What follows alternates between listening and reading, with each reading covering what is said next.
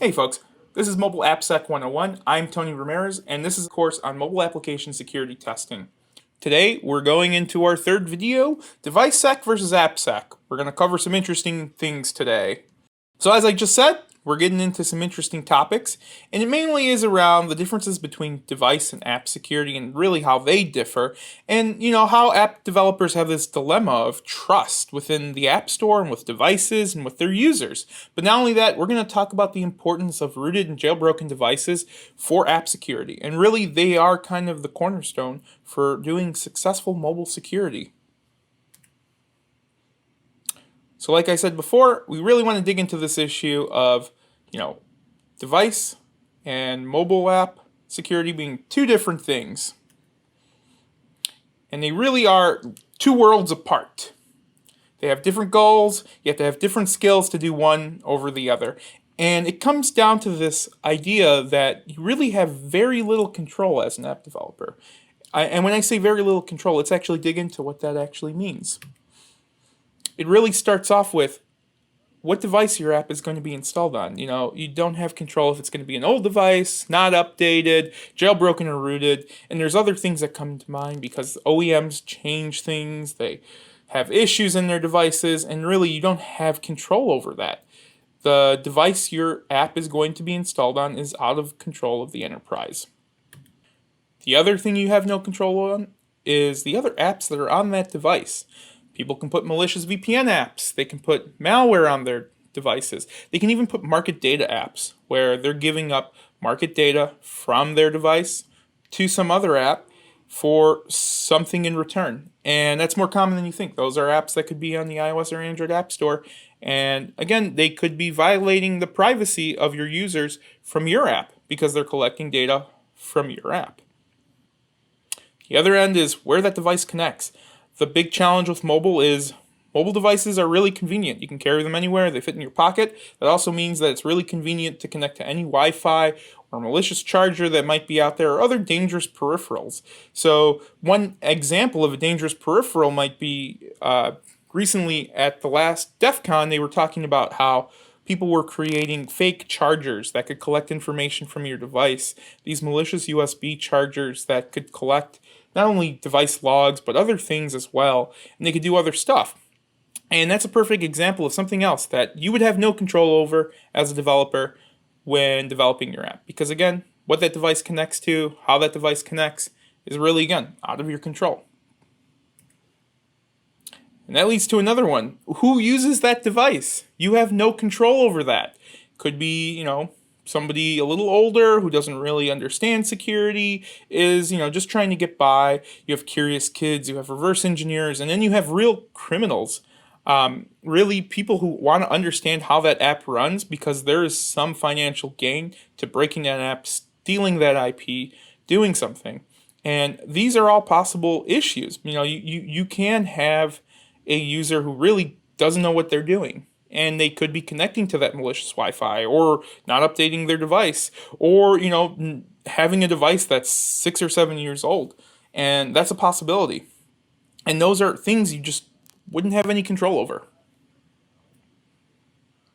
And that kind of brings us to this topic of, jailbroken and rooted devices.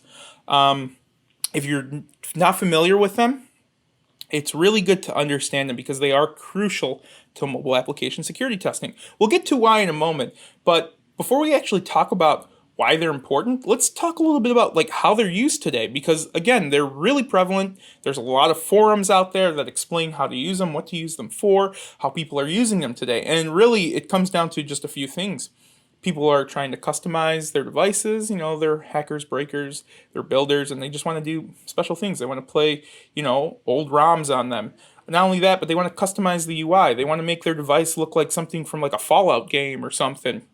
They might be trying to just develop malware. They might be trying to see how they can create malware that does certain specific malicious things on a device. They want to carrier unlock their device. That's another reason somebody might root or jailbreak their device, to get around those protections or those controls that prevent them from doing other things that they might want to do. And that leads into a really common one, which is piracy. If you have a paid-for app and you want to get around that pay-for barrier, piracy on a jailbroken and rooted device is really common. But there's one that's really important, and we have to keep this in mind because these are tools, and they're tools for security researchers. They're incredibly important, and really they are kind of the cornerstone for successful security. The thing with these jailbroken devices and rooted devices are they give you privileged access. Privileged access means getting access to private folders on that device that a user wouldn't otherwise have access to on a non-rooted or jailbroken device. Getting access to keychain, which is hardware-backed storage, or being able to bypass TLS protections because we want to look at what's in that TLS tunnel that the app is creating. Looking at what's in the process, the memory, seeing how API calls are being performed, and actually debug the runtime of your application, and just instrument it. And these are things that rooted and jailbroken devices offer us because really they're things that are difficult to do without. You can't always do them with emulators. You can't always do them with devices that, you might get through the developer tools, and they're just an advantage. And the thing too is that people are creating tools to use these tools. So jailbroken and rooted devices, yes, they can be used for malicious means, but they are just another tool in the security researcher's vault. So one major tip I will give you for app security, if you're really interested in building your program, is buy a device. Buy a mobile app security testing device. And what I mean by that, buy a device that's not only jailbreakable or rootable, depending on if it's Android or iOS. Jailbreak is typically an iOS term. Root is an Android term.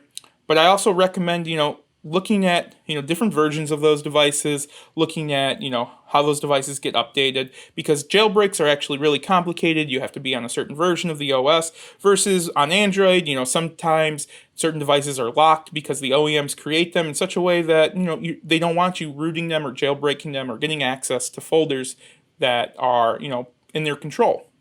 The other thing too is like tablet apps are different than, typical device apps. So you may find that you also need a tablet. But my other tip is, avoid emulators because emulators can run your app differently than they would run on a regular device. And having, a real device is really an important thing for AppSec. If you're really interested in mobile application security, you need these devices. You need to be able to jailbreak them and root them. And it's a crucial part of security testing. So to conclude our video, we covered a lot of topics today. We talked a little bit about device security versus app security, and really why there's this whole complicated notion of trust in app security and how we really can't trust our device, we can't trust our users, and we can't trust the other apps on that device. So really we have to test our apps in a way that is useful to us. And that means using jailbroken and rooted devices, because really that's the tools that are being created today, use those. The other thing too is making sure you have those tools and using the right ones to actually get the most out of mobile app security.